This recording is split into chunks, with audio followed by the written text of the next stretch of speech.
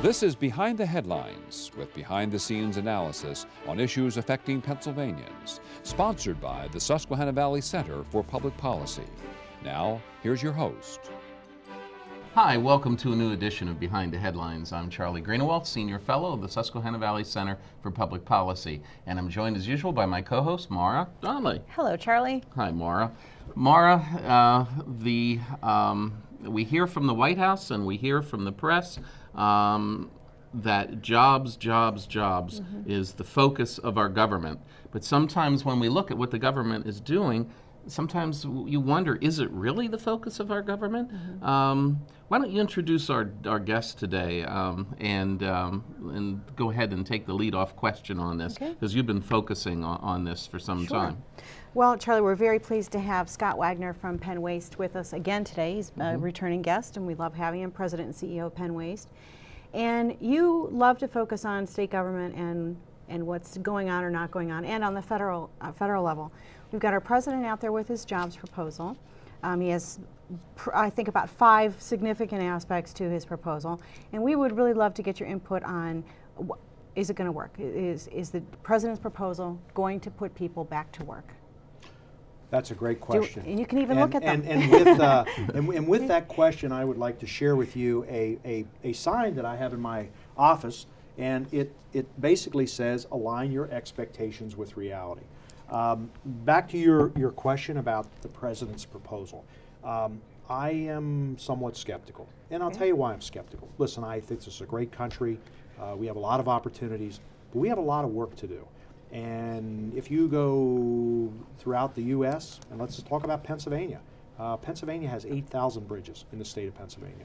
And we've got state highway system, federal highway system that runs through. We have I-80, 81, which would be federally linked. And you know, the president talked about construction jobs. But, and it was a great story, but I don't believe it.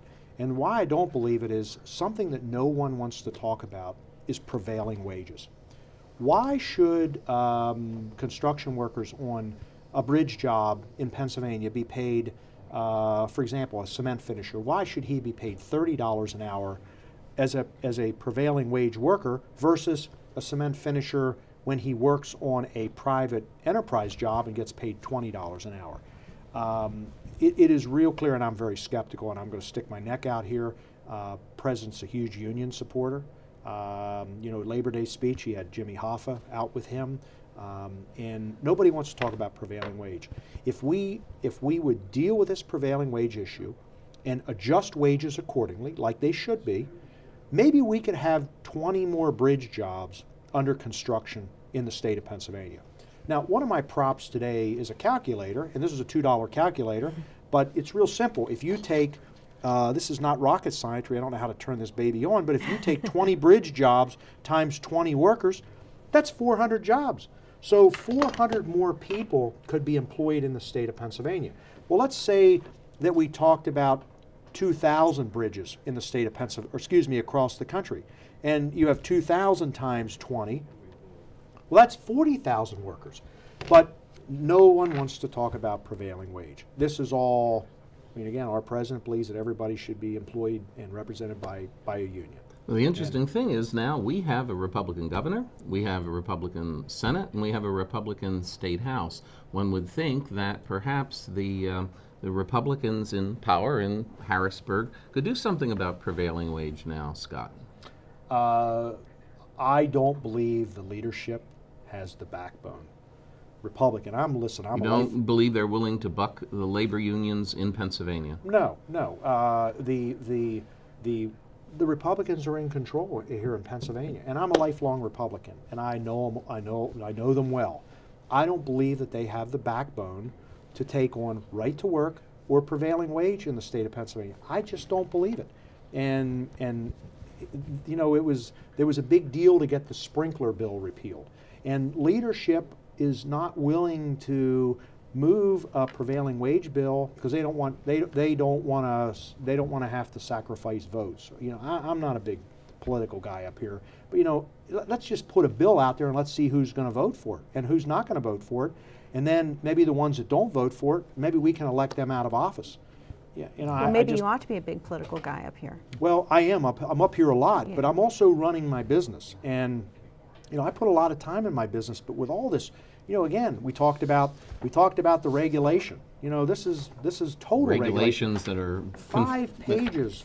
businesses have to deal with. Exactly, and it's 5 pages, and then you have the federal requirements, and it's you know, it's we talked on a previous show about if I were to choke you, and we're being choked, and by government. by government, and you know, there's the old line. This is great, you know, great lines, but. You know, there was a time where, you know, the old line used to be, "We are from the government. We are here to help you." The line today is, "We are from the government. We are here to find you doing something wrong and fine you." When they you know, when if you have somebody from the IRS show up, you have somebody from DEP or any agency, they never make an appointment. They want to catch you. You know, it's like we've had people from the Federal Motor Carrier Administration show up at PennWaste to review records. No phone call, no courtesy, no appointment. We've had people from DEP show up, no appointment, no courtesy. I could be in a meeting. And what's interesting, when DEP shows up, it's typically 2 cars and 2 people each car. You know, we run a great company, but it's like they want to find every business, and this is federal, state especially. They want to find businesses doing something wrong, and they want to find them. But, you know, we talk about prevailing wage, and I do not believe, and I'm sticking my neck out here, and I hope, you know, I would hope that would happen. But I have a friend who has this belief that hope is not a strategy. And I hear this up here a lot. And prevailing wage, again, if you could adjust the wages, that they would be private enterprise wages, then I think we're going to have a lot more jobs going on. There's another thing, and they talk about shovel-ready projects. Show me a shovel-ready project that's ready, that we could start tomorrow. What I saw in California 2 months ago, when the major interstate had the bridge construction and it was the in major Los Angeles. In 5 days, it was an amazing thing. Phenomenal. We have some incredible construction companies in the state of Pennsylvania. We have incredible workers.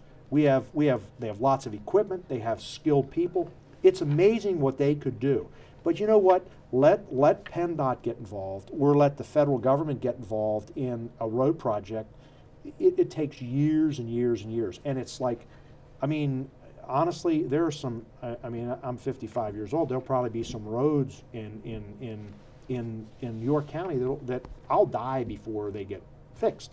There's a bridge down in York County in a little area called Amicksville, 1-lane bridge. The township, it's in Manchester Township, the township manager was hired 35 years ago. His first task, when he took the job, do something about this bridge. 35 years later, he leaves. It's not taken care of. It's an archaic, you know, it's just an archaic system we have. And I just think prevailing wage and let private enterprise do things. One of the other problems that you talked about off camera before we started filming was, in terms of jobs, was when we're looking to put the unemployed to work, that you and other employers encounter another problem, and that problem involves drugs. Correct. Could you talk about that briefly? We have an epidemic in this country, and nobody's talking about it. Our president's not talking about it. You know, nobody here in Harrisburg's talking.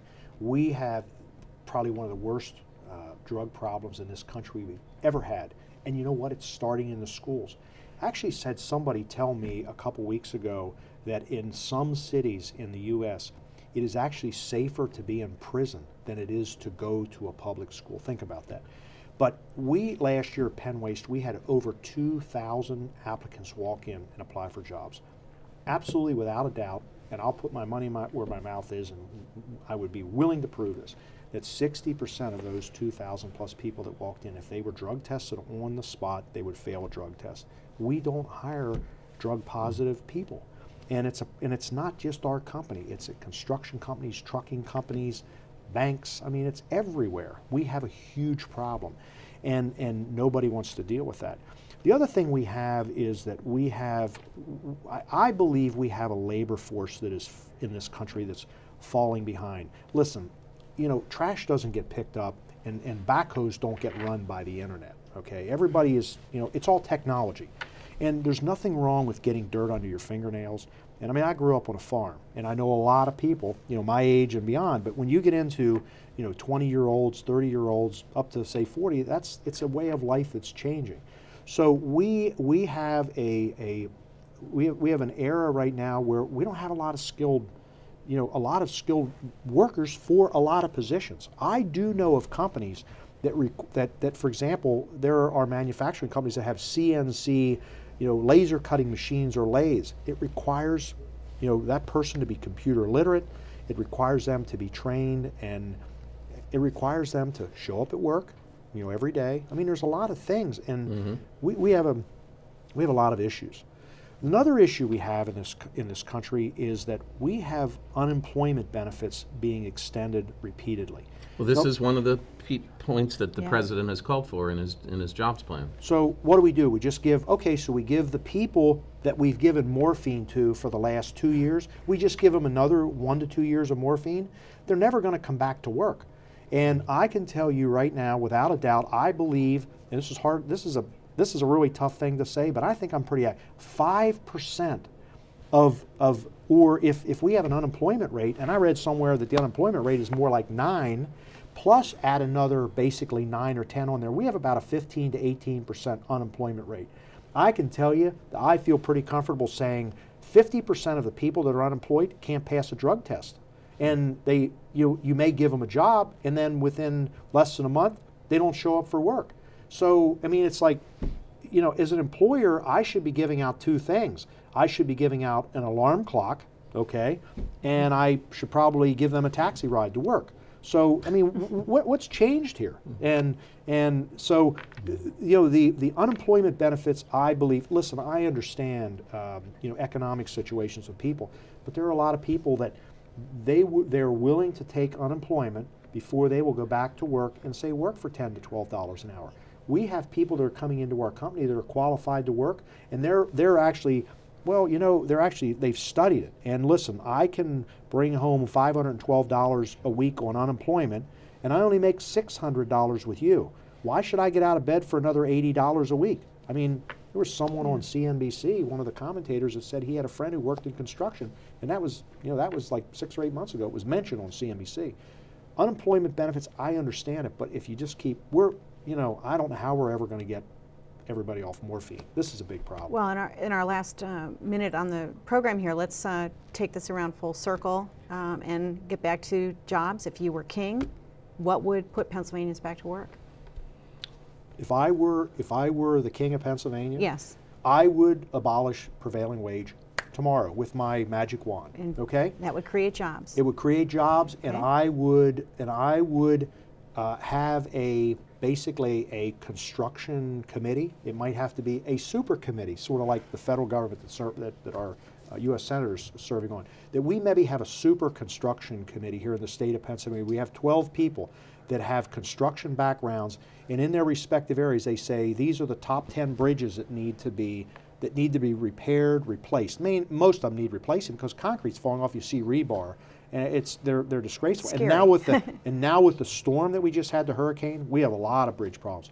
But it's like this: we want this bridge job started within 30 days. We want it fast tracked, and we're going to pay a contractor actually extra money if he gets it done. And if he goes over, he gets penalized. But let the private enterprise system work. We don't need more government intervention. We don't have any, I gotta tell you, I'd love to know, tell me where there are shovel-ready projects ready to start tomorrow in the state of Pennsylvania, or that could start in the next 30 days. I think we have projects that are gonna take, you know, 1 to 10 years to get approved. Prevailing wage, let's get on moving on it, and let's get more people back to work. And you know what? If that happens, there are going to be more dump trucks needed. Mack Trucks is going to be manufacturing more trucks. J&J Bodies out in Summers. It's a trickle down. Yeah, absolutely. Okay, and it's going to be good for everybody. Good. Well, all of the public policy makers here that are watching our show, we hope that you'll pay some attention to some of this advice, and maybe we could indeed start to recreate our economy and create some new jobs. We'll be back with the second segment of Behind the Headlines right after this. We want to thank Scott Wagner again for being with us. We'll be right back with the second segment. Behind the Headlines is brought to you as a public service by the Pennsylvania Business Council, envisioning a commonwealth in which residents enjoy a very high quality of life in sustainable communities. The Council works aggressively to define key long-term policy strategies and solutions that make the Commonwealth more competitive, creating and sustaining a better Pennsylvania. Additional underwriting provided by the Worrell Corporation Foundation, based in Carlisle, Pennsylvania, by the Edward H. and Jeannie Arnold Foundation,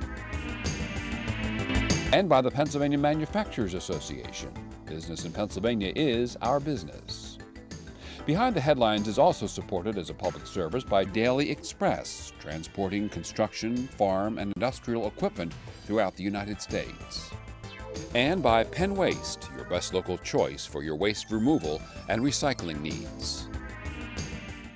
Hi, welcome back to the second segment of Behind the Headlines. And this segment, Mara and I are fortunate enough to have Dave Sanko with us. Dave is the Executive Director of the Pennsylvania Association of Township Supervisors.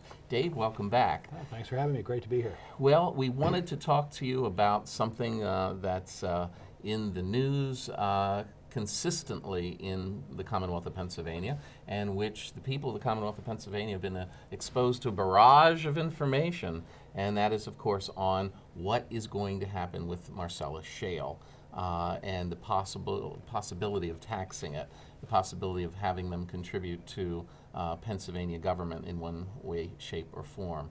Maura and I have been following this, and we thought that we ought to bring you back to see what progress, what movement there has been on this front. Now we know that there's been a division of opinion between the House and the Senate. The Senate leadership, Senator Scarnati, has said that there should be some type of fee imposed. The House Republicans and the governor have been adamant there shouldn't be. What's new, and where do the townships stand on this, Dave? Well, I think as we look at this economic development opportunity, our township members are finding where it's happening. There's a tremendous amount of local impact, and that local impact is coming at a huge cost. Those costs, we believe, should be borne not by the residents, but by the causal industry. And I think the industry, in most instances, has said that they recognize most of the costs are at the local level, and they are too comfortable with the local impact fee. I think what we've seen over the past several weeks is that Governor Corbett too has suggested that he is comfortable with a local impact fee so long as those impacts can be identified and they are legitimate. I mean, I think the ground rules from the governor's perspective were that this money ought not. There wasn't going to be a severance tax and money rolled into Harrisburg where it would perhaps never be seen again.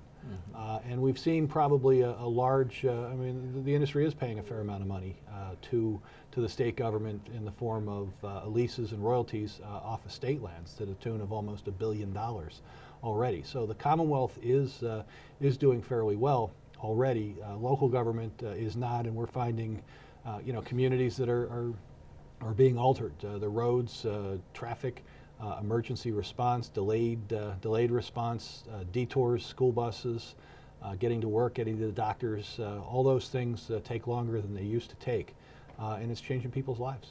Well, you talked in terms of identifying those impacts, and what you've just mentioned sound a little bit more like inconveniences more than specific impacts. What would be the impacts that the impact fee would address? Well, I think in terms of training for emergency responders, you're talking about a whole different type of well fire, what the things they'll have to do, water and sewer lines in communities, and this has nothing to do. We talked about there being a lot of information that's been out there. There's been an awful lot of misinformation as well. Water and sewer may become necessary evils in rural parts of Pennsylvania, not because of any contamination, but simply because of the growth in that community. The land will not be able to support with private wells and on-lot septic systems the increased population. Well, your association has testified recently before the House Finance Committee here in Harrisburg.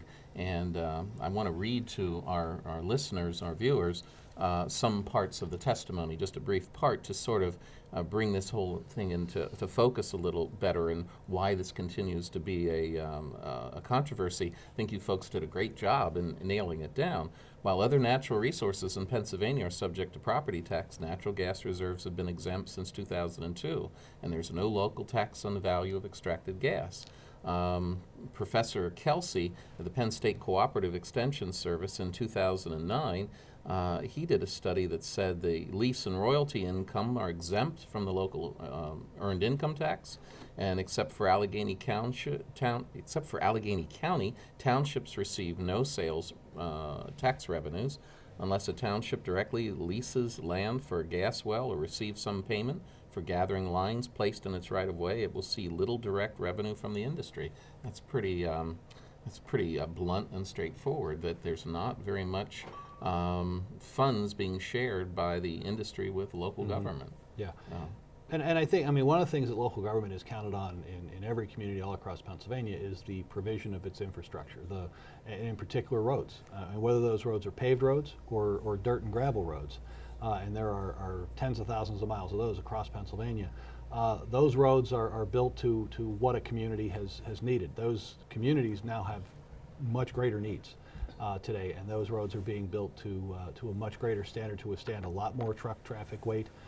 The industry is being very responsible in helping to do those upgrades, but quite frankly, we're going to find in 10 or 15 years, a local community is going to be tasked with maintaining a road that they couldn't afford to build in the first place, and now they're going to have to try and figure out how to maintain it. And we want to make sure that in the future that local taxpayers are not going to have to pick up that burden. Well, the marcellus shale industry has been doing a tremendous job of touting the benefits that they're going to bring to Pennsylvania, and there's no doubt that it's pretty significant. You know, it's nothing short of a revolution, basically, in terms of what it's going to do for Pennsylvania. But what is your association doing? I know you've been testifying, but what else are your plans in terms of getting the word out about how this impact fee could significantly help townships? Well, I think as we go through it, I mean, there is a tremendous opportunity for economic growth in the Commonwealth. But we've said with that comes the responsibility to do it right, smartly in terms of planning growth, and to do it safely, environmentally. So we've spent an awful lot of time educating our members, making sure that they understand. I mean, the laws are pretty clear. The courts have continually ruled that local community has to provide for every type of activity. So you can't ban this activity. So it must be provided for. It must be done in a planned, safe way. As we go through the course of doing that education, we found an awful lot of misinformation out there, a lot of pushback, a lot of scare tactics, and a community at the end of the day wants to know that their quality of life is not being dramatically affected. That the kids, it's still safe for the kids to drink the water, and you can still get to the doctors. And you know, we've not had instances where somebody's lost their life as a result of a closed road or a detoured road. I talked to one supervisor today who said when one road was being repaired, the detour route was 18 miles longer. That takes a long time for a fire truck to get to a house. That's pretty or significant. a business. Yeah. Wow. What about the whole question of fracking, this method of extraction that's used? And you alluded to the water purity question. Has that surfaced among many of your members? I think it surfaces because residents will come to a public meeting and raise those questions, and they view their local government as the last line of defense against anything bad that may happen. I think as we look at, I mean, ultimately the fracking process is governed by DEP, the Department of Environmental Protection.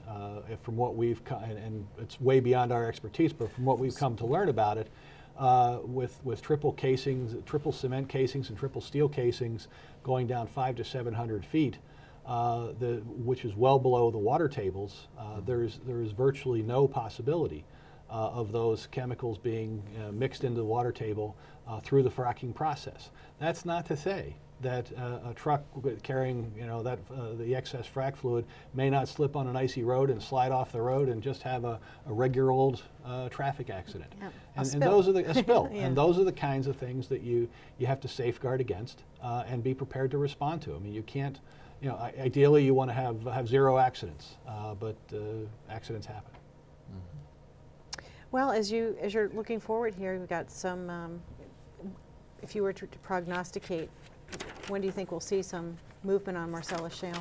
I think Impact fees. I think it's hard to tell. I think that the governor has been fairly clear that he wants to wait for the work product of the Marcellus Shale Commission to be delivered, which will be July 22nd. And that, by its very nature, would suggest that it would not be happening in the current budget cycle, and it would be something to be more geared towards a fall legislative agenda. The legislature is seemingly equally inclined to want to make it part of the budget. So we have interesting days ahead over the course of the next few days and weeks. Has the association and have you been pulled into this spirited discussion between the House Republicans and the Senate Republicans on how to approach this subject, Dave? Well, I think from an association perspective, I mean, we've been fairly clear since the beginning that there are going to be local impacts. Last year we talked about a severance tax with a local share. The governor has moved that dialogue along and said that Harrisburg didn't have a spending or taxing problem, it had a spending problem, so he wasn't going to be paying any more taxes. So that concept of Marcellus shale tax money coming into Harrisburg is off the table. That being said, there are still tremendous costs in the local community, and that's why we've refocused our efforts towards an impact fee. We're incurring the cost, have been incurring the cost. The sooner the better, but later, if it's the wisdom better of the late than legislature, never. better late than never, and as long as there's some level of, we can talk about some level of retroactivity to make sure that the burden doesn't fall on Pennsylvanians. And am I correct that you actually have a seat on the advisory commission Yeah. that the Lieutenant Governor heads Further, up? I have a seat on the advisory commission, and we're actually, that has been a phenomenal experience. We are learning new things every session, from housing impacts to economic development opportunities to workforce challenges, infrastructure challenges, all those things that are going to change a community, and some of the things you think about and some of the things that you really didn't think about. Okay, well, thank you, Dave, for updating us, updating our audience, and we wish you well on the commission. Hope that you can wrap up your work quickly and comprehensively, and we will probably be back with more information about this subject in the not-too-distant future on a future episode of Behind the Headlines. So tune in then. Mara and I will be here. See you next time.